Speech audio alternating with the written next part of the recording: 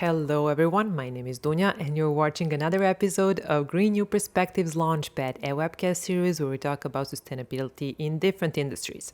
The topic of today's episode is going to be communications in sustainability sector, and my guest is Angela Bošković, an environmental communication educator based in Montenegro, Europe, and the founder of EcoCorian LLC.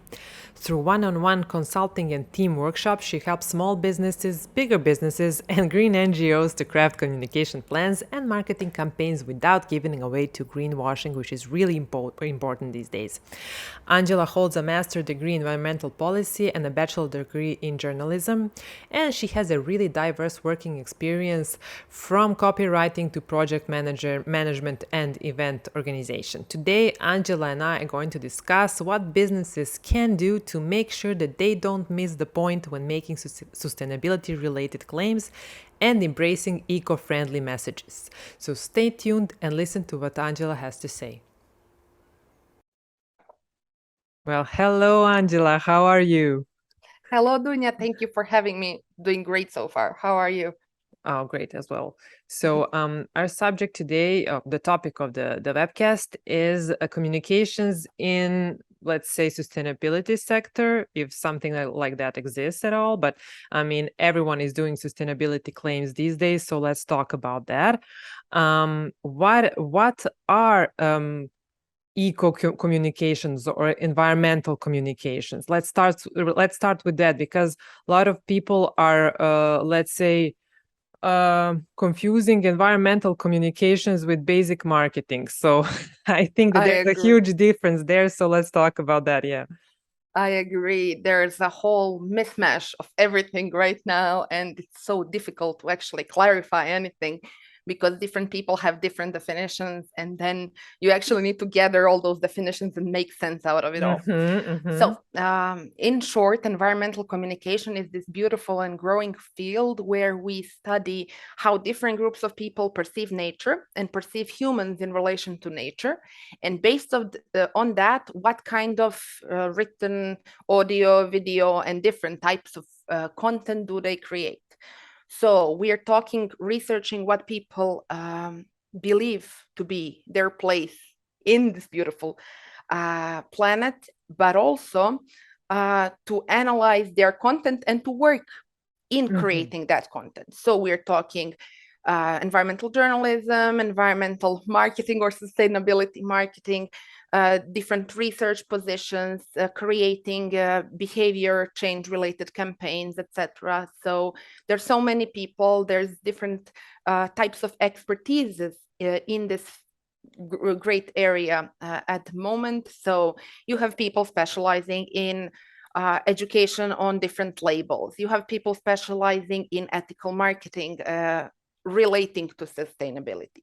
You have people specializing in science journalism when they cover environmental topics. You have environmental copywriters. So all these different, and then of course you have artists. I don't want to neglect the creative work. So different types of art forms, and the area called artivism. So activism through the lens of the artistry. For me, my favorite topic at the moment and what I work on the most is the topic of greenwashing and working with small businesses and NGOs on educational campaigns that have to do with environmental protection. Well, I think that's a good place to start this topic. So let's talk about greenwashing.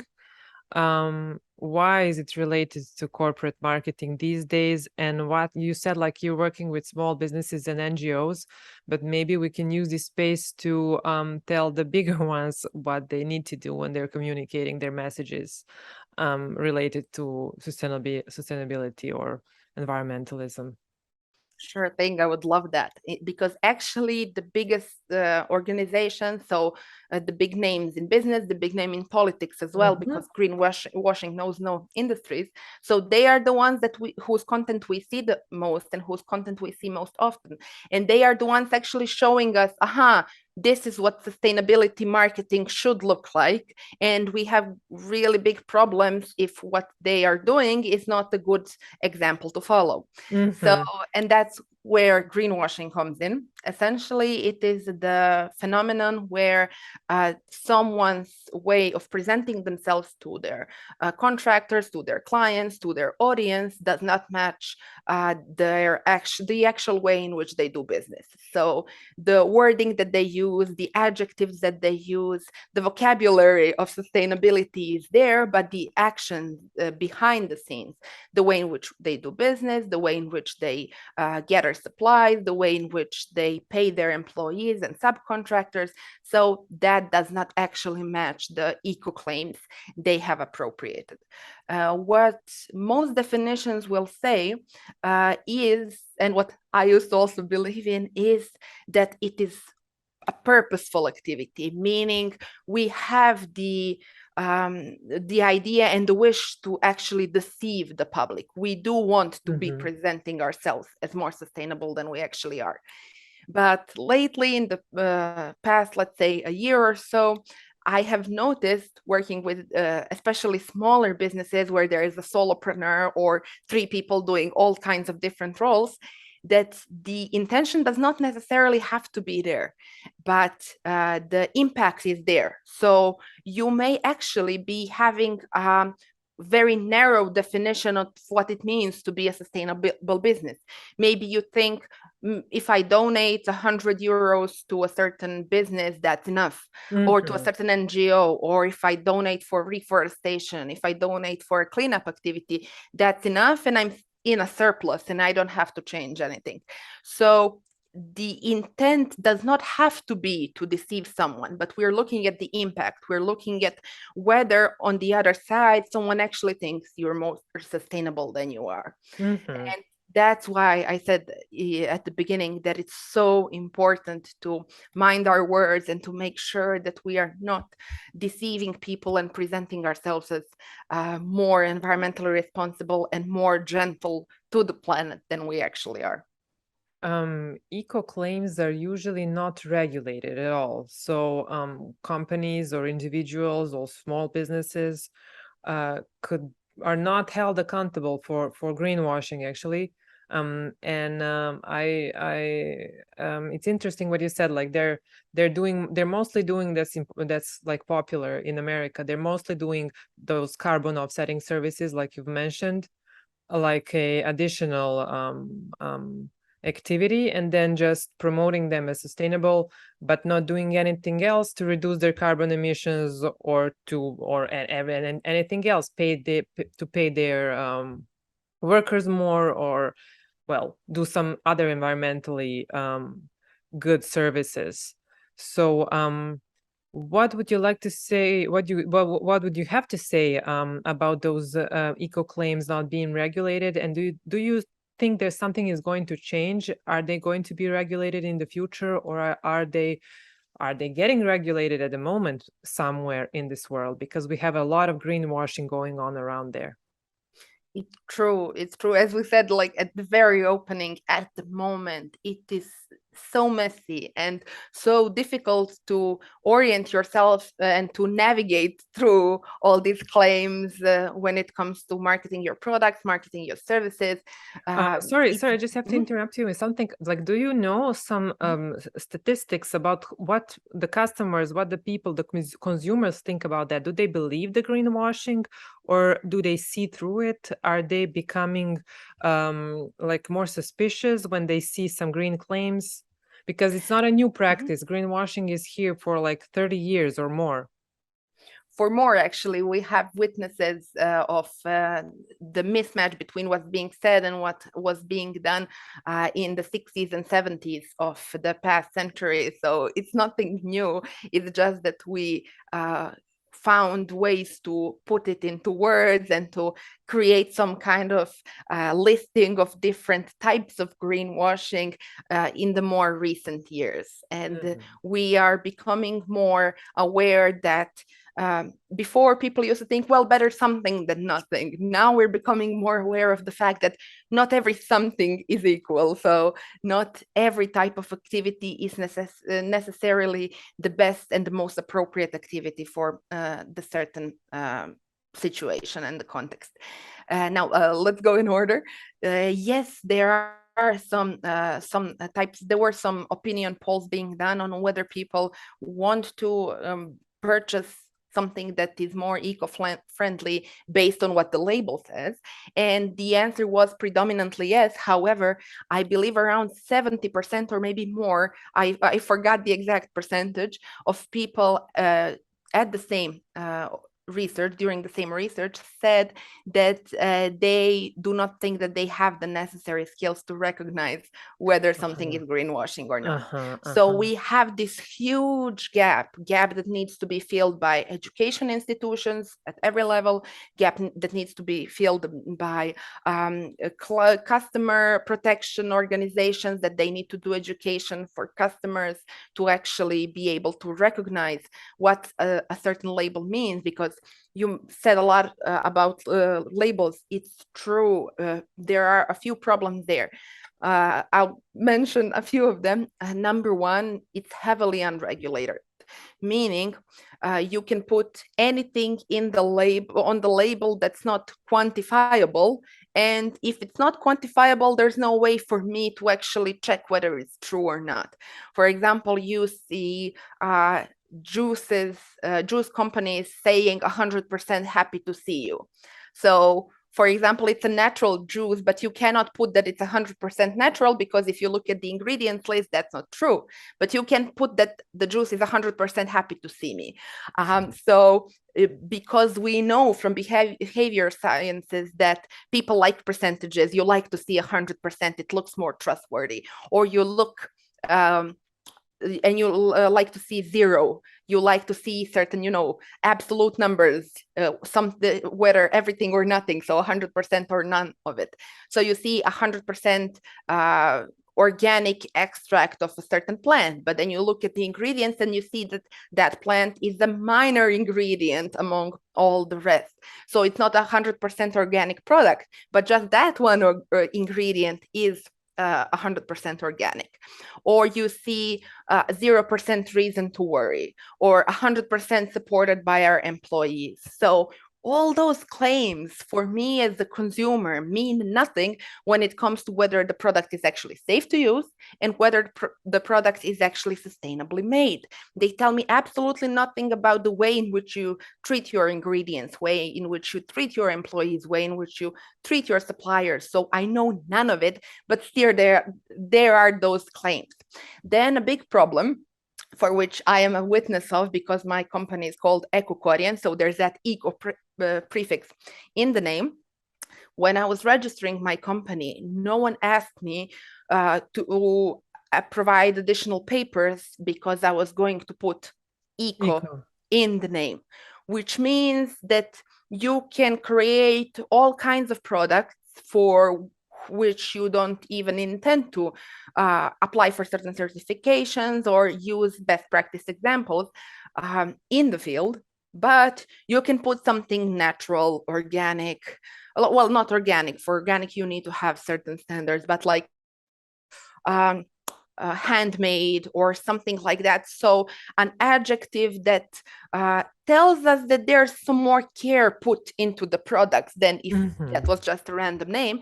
And you put it in the name of the brand, in the name of the company. Conscious is also a popular adjective right now. So you put it there, and then suddenly the whole product line has more weight in the eyes of the community. Then we have the branding issues of coloring, where we see a green packaging and we automatically think it's more sustainable, where in fact, I always say to my clients, like, please, let's diversify at this point. Like, let's use white, let's use blue, because the sooner we tell to the wider audiences that sustainable products can be found in various shapes and colors, and that it's not green that they should by default use as their point of reference for the best and most sustainable product there is. So the sooner we do it, the easier I hope it will be for people to actually get used to actually not being not ending with this is green, I'm done, but looking at the label, looking at the ingredients list.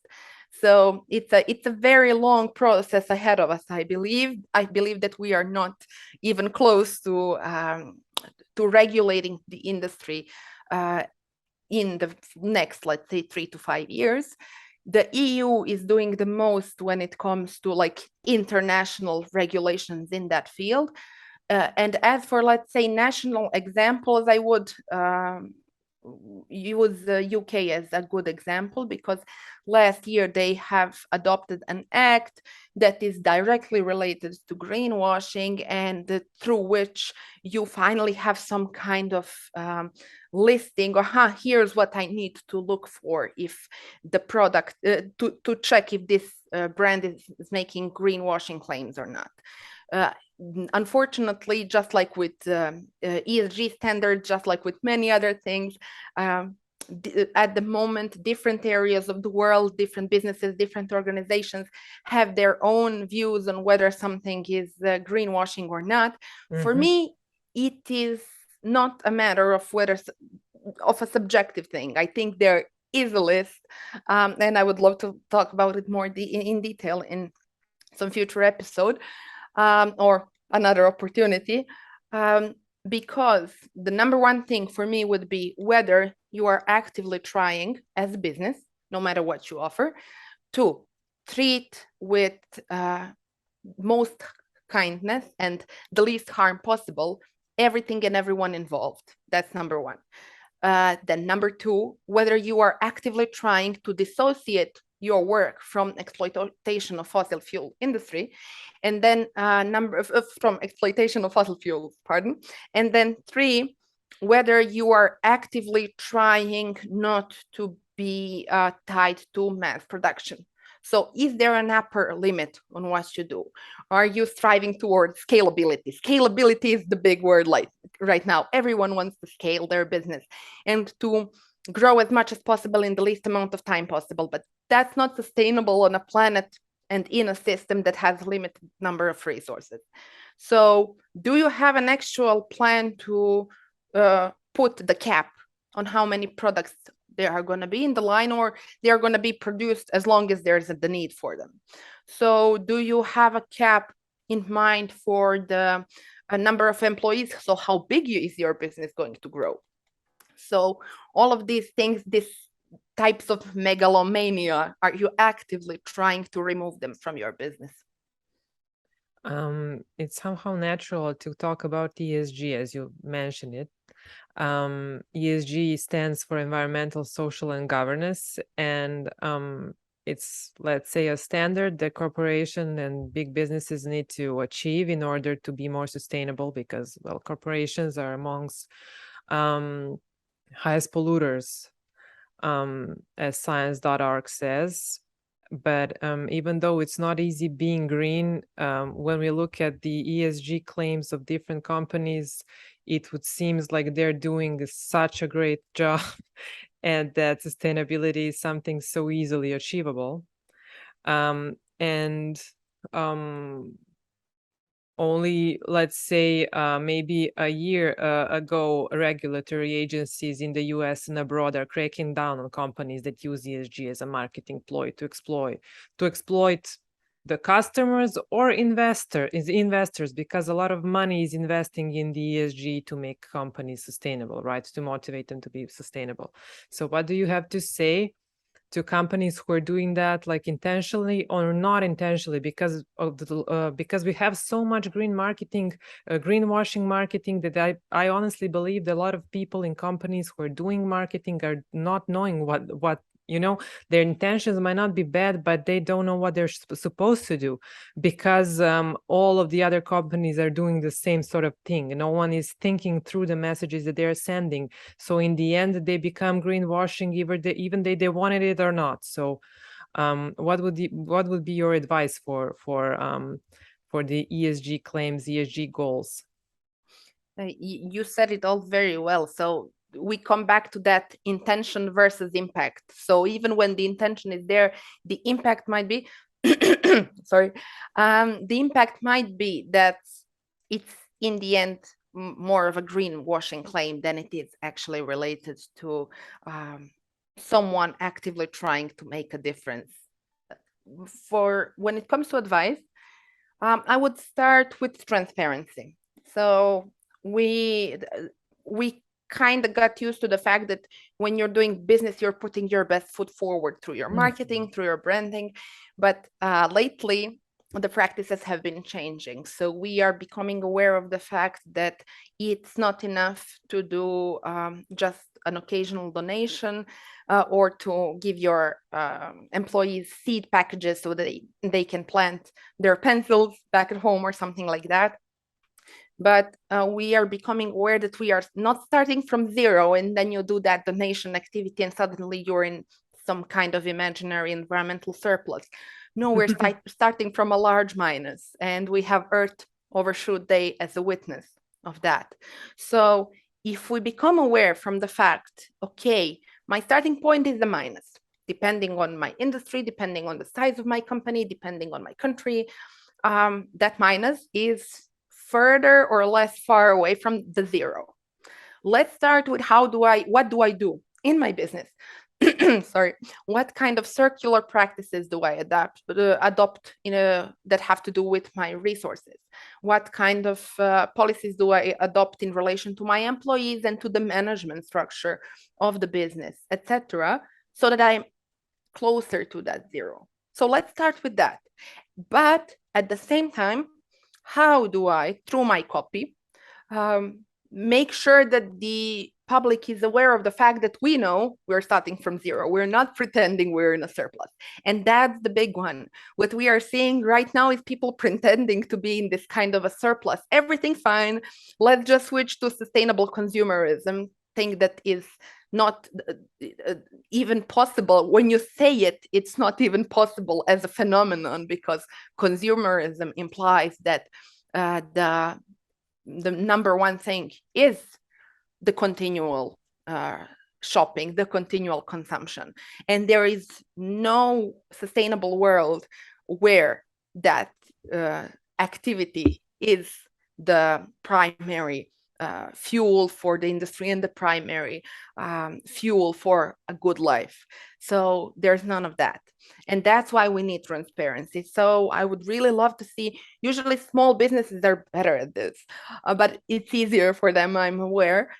Let me see where you are. So data is a big one here. For example, I see whenever I go to the drugstore or to any type of a store really at this point, or a website where there's products being offered, we will be, let's say, carbon neutral or zero waste by 2050. Okay, where are you now? Are you at 1%? Are you at 30%? Quantify the journey that you have to take and let me know where you are right now. So because you saying that you will be zero waste by 2050 could be like me saying I'm going to run a marathon in 10 years. But if you don't know whether I'm doing anything to run at least 1 kilometer right now, that claim means nothing. So let me know about your journey. What are you doing? What are you yet to do? Sorry, what do you need for those things that are not being done? Do you need expertise? Do you need additional financial resources? Do you lack subcontractors that can fill certain gaps? Because I've heard of that as well. So for example, you're looking for a certain product that has certain credentials so that you can incorporate it into your product line. However, there's no subcontractor that can fill the quantity that you need and provide the amount that you need. So you turn to someone who can, but who doesn't have the credentials. So does that mean that you need to change your business model? In most cases, for large corporations and for larger businesses, the answer is yes.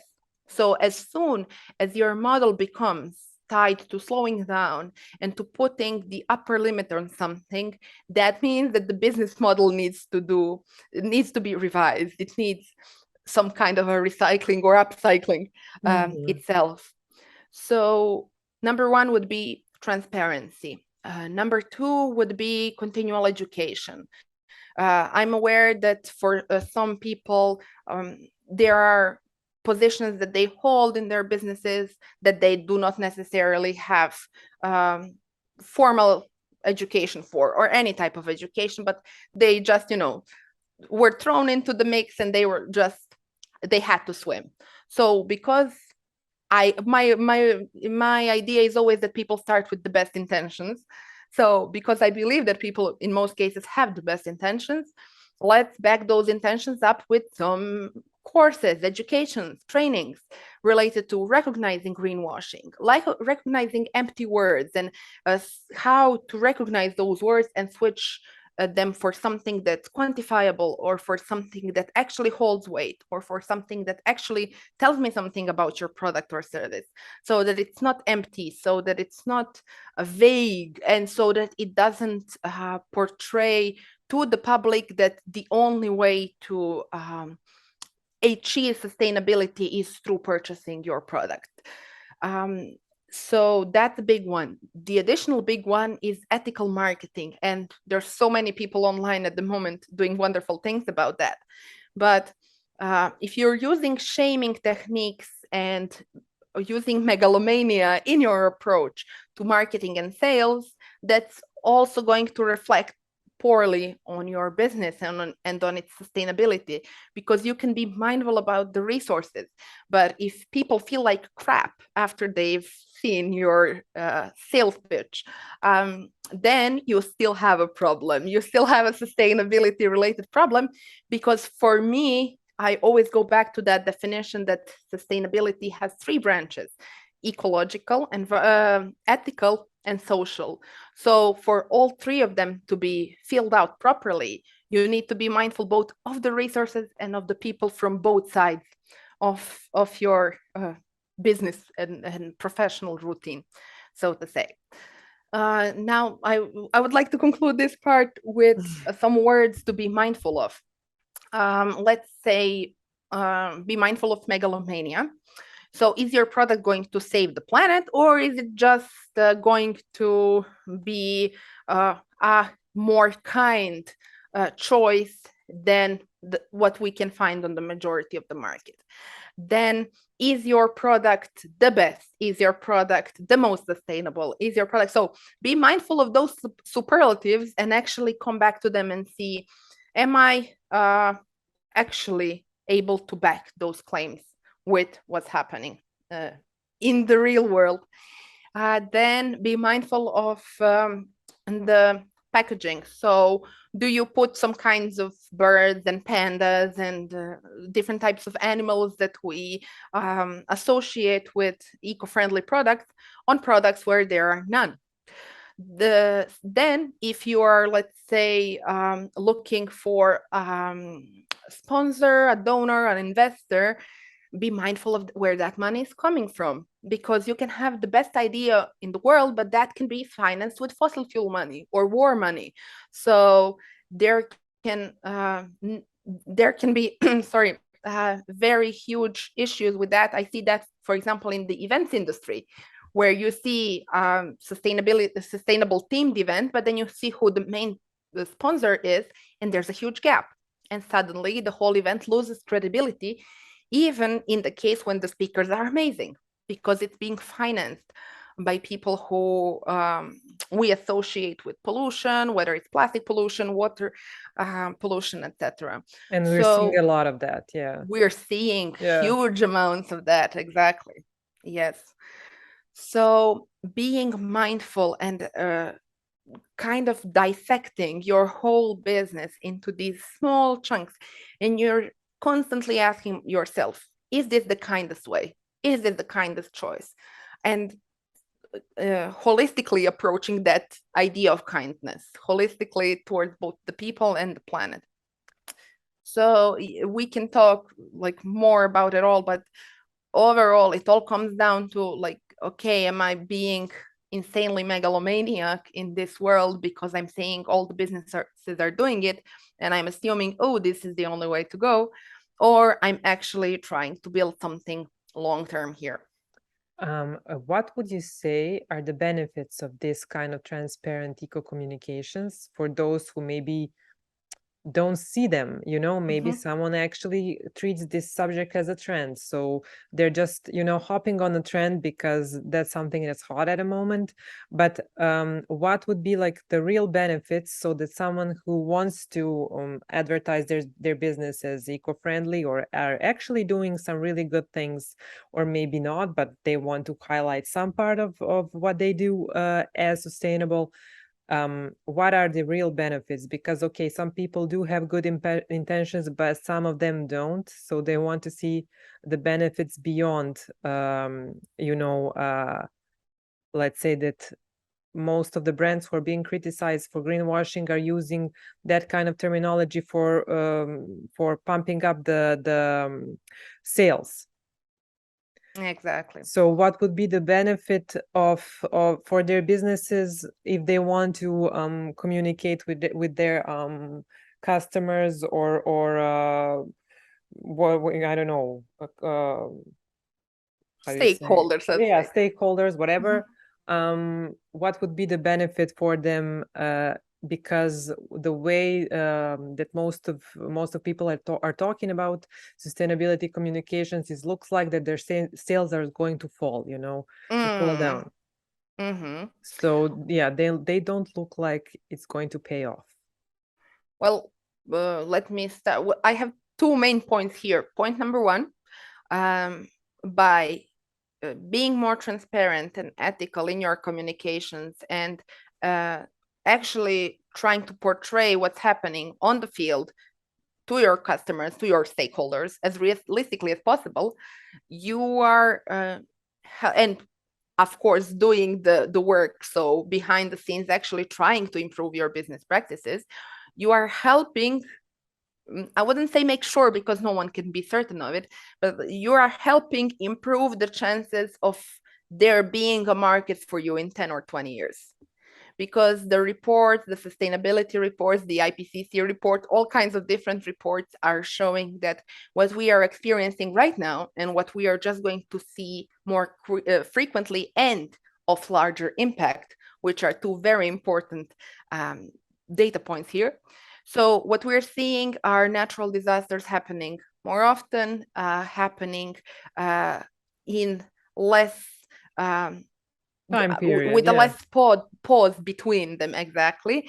And the intervals are more frequent, the impact is greater, their strength is larger. So what that means is that they can multiply the impact of each other. So for example, if at the same time you have a flood here, and then you have a pandemic there, and then there's a forest fire somewhere, there's a limited capacity for people. And if at the same time, let's say, the power is out, you have a huge problem.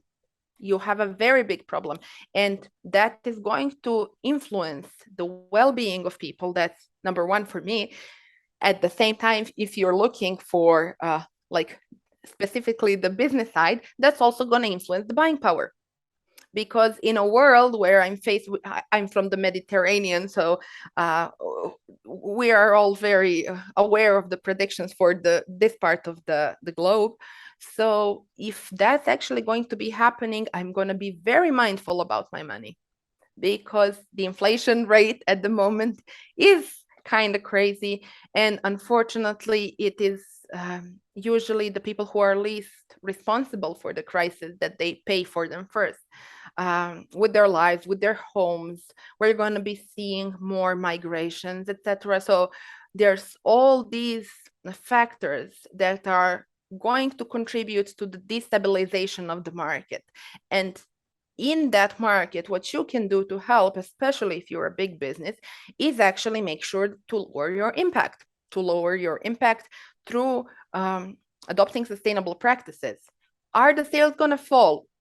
For certain businesses, I surely hope so. I know it. I firstly seem like an advocate right now than like a business owner, but I am completely aware that some businesses are like dogs without a leash at the moment, because they are behaving as if the world has no end, and if the resources run out here, we'll just go to a different planet. That's that don't look up model, right?